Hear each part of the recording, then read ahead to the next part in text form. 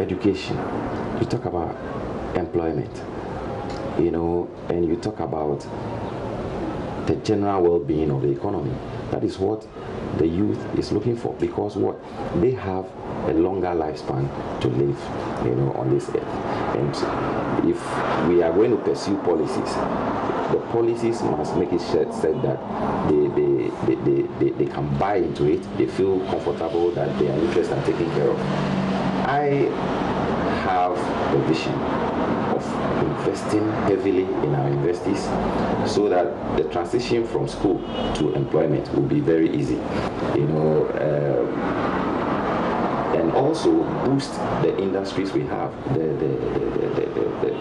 financial services we have, and all other sectors, so that they can take up, the people who leave school, searching for employment.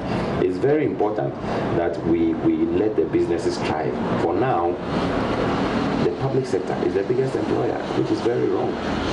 The businesses must be allowed to thrive, must be given the resources, to thrive. And what I'm going to do is to give them subsidies, to be able to invest in machines, invest in new technology, and also hire the best people. This is the message you'll be selling to the youth. How different is this from what other politicians, even those in the NPP, the party that's governing now, has promised people, and they've still not, people aren't necessarily feeling like the promises have been fulfilled. So yes, but how different is yours? We are going to perform our word. What we say is what we will do. And I think that instead of investing $586 million into NAPO, if we are able to even give half of that money to our investors, then we will be giving true meaning to creating, employable students and people to be taken up by the private sector. You also spoke about good governance. Yes. That these names that are out there, out of all of from all of those names, you're better placed when it comes to good governance. What do you mean? What do you mean when you say good governance? What is good governance to you? Good governance is enforcement of our laws and ensuring compliance with the laws. I like speaking about waste.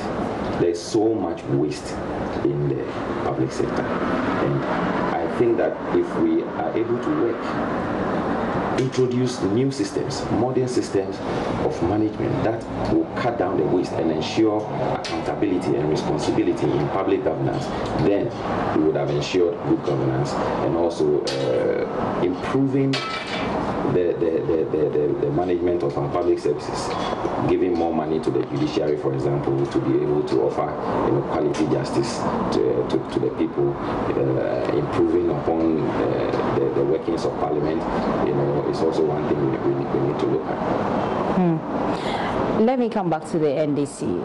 I've heard somewhere that in order for anybody to rise through the ranks of the party, you need political godfathers. Who are your political godfathers? I have many friends, and what I would say is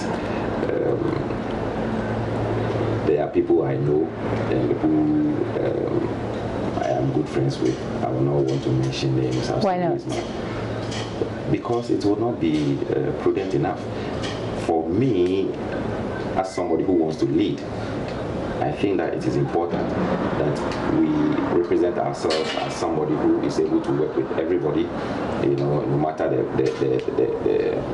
perception or the leaning of the person in Are they the ones pushing you to run?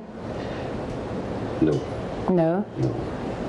At what point did you decide that you want to be the flag bearer of the party? I decided this year. This year? Yes. At what point this year? And what was it that triggered it? Well, You know, we've all been expecting that the nominations for all the positions will be advertised. You know, so everybody was gunning for the position he or she feels. You know, some were thinking about National Youth Organizer. You know, some were thinking about General Secretary. And I think that I should, present myself to be elected as a flag bearer. Some people have said that. And I'm coming back to the John Mahama theory. Some people have said that the party went to the 2016 elections with him on his record and they failed. If you had him sitting by you right now, what would you tell him in a bid to convince him to step down, or in a bid to let him understand why his running as flag bearer will hurt the party's political fortunes further? I think I don't have the, what should I say, the right to tell him to step down. No, it's his right. If he wants to do it, we'll go through the process, and whoever wins will lead the party. I don't think we should be forcing anybody to step down. No, we're not forcing. We're just convincing him that, look, for in the interest of the party, because we're all working towards the interest of the party. So for the interest of the party, we think that, or you think that you're the better candidate, because, like you say, you're coming with a clean slate. So let me go. I would like to present it as an argument to the grassroots instead of having a one-on-one conversation. Okay. Speaking of the grassroots, yes. How well do you know the grassroots? How well in touch are you with them? We are in touch, and it's a process. So, as I said, we are going to visit the branches, and we are going to present our vision to them.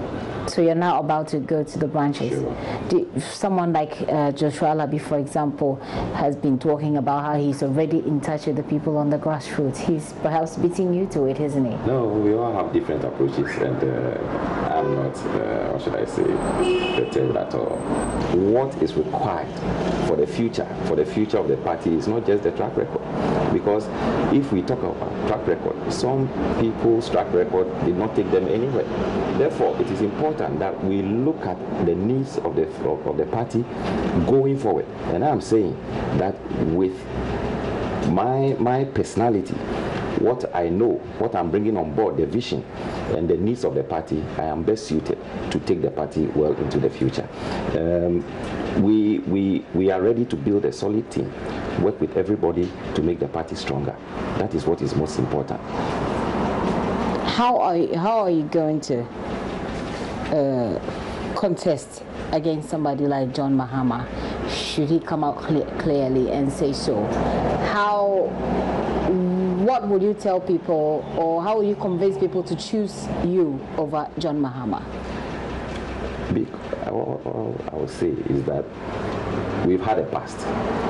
The past has not been so good, and therefore we need to have a clearer vision, a new vision that will energize our base and also appeal to those independent voters who want to see Ghana move forward beyond what we've already been accustomed to. Okay. How well do you think you're known in the NDC? I'm known, but there is more work to be done. We need to meet with the branches, the grassroots. All the candidates need to do that because it is a new contest. And whatever anybody has done in the past will not count much because they are waiting to receive a fresh proposal for the success of the party in 2020. And what needs to be done is just not about the track record. There are many other issues that we need to look at. Who is best placed to represent the NDC on issues of good governance? Who is best placed to represent the NDC on the issue of corruption? If you look at all these, then you begin to shift from the requirement of track record. Are you saying that all the people that we've mentioned, or all the names that we've had, these people, that they don't have good records when it comes to corruption, they don't have good records when it comes to good governance, they don't? I am speaking to my strong points. Okay. And I am saying that knowing what I've done and my association with people in the party and outside the party, I am able to stand and say that when it comes to good governance, when it it comes to anti-corruption, when it comes to bringing the youth closer to the party, for them to believe that this is a party that will stand and fight for them, I am the best bet for the ticket. I've read somewhere an article, I think someone spoke to you about why you think you are good for this position, and you mentioned how the former President John Mahama failed because of incompetence, etc. What's your own facts about how or why the NDC lost the election in 2016? I think it happened, first of all, because of being in power for such a long time. Fatigue also sets in, because we always have an 8-year electoral cycle. Apart from that, the economy was also not helpful. So therefore, you've worked, but you are not able to let people appreciate the bread and butter issues. And I think that it's a general issue that every party has faced since 1992. 2000, the NDC faced the same issue. We could talk about so much, what should I say, public services and infrastructure, extending electricity to the villages and all that. But still, the people were looking for something more. So when you've been in power for a long time and these economic indices begin to work against you, then you have a tall order, in getting closer to the people, for the people to appreciate the work you've done. But you also believe that there was incompetence on the part of former President John Mahama? I think that the word incompetence is something I would not want to use, because somebody who has been incompetent would not have had some what should I say, achievements to point to. But we all agree that he has some pluses and some minuses.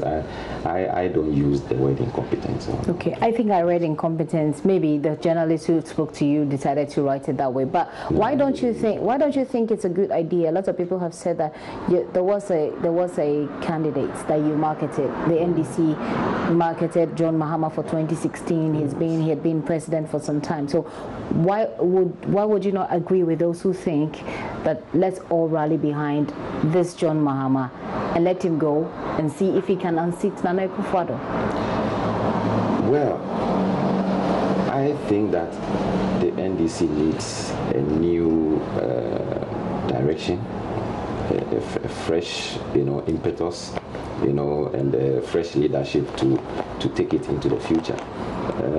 There were issues we identified, before the elections, and which at that point, many did not agree, but manifested, in the elections.